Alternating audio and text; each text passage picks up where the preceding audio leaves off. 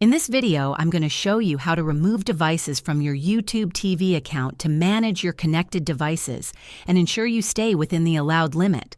Let's get started. YouTube TV allows streaming on up to 3 devices simultaneously, but if you've hit the limit or want to remove old or unused devices, you can easily do so from your account settings. To begin, open the YouTube TV app or website and sign into your account. Click on your profile picture in the top right corner and select Settings. From there, navigate to the Devices section. Here you'll see a list of all devices currently linked to your YouTube TV account, along with their last active date and location. To remove a device, find the one you no longer use in the list and click the Remove button next to it. Confirm your choice when prompted, and the device will be disconnected from your account.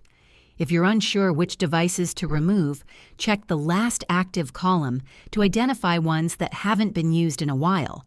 You can also rename devices for easier identification by clicking the pencil icon next to each one.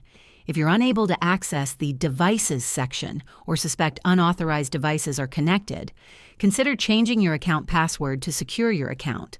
Additionally, if you're using a shared account, communicate with other users before removing devices to avoid interruptions.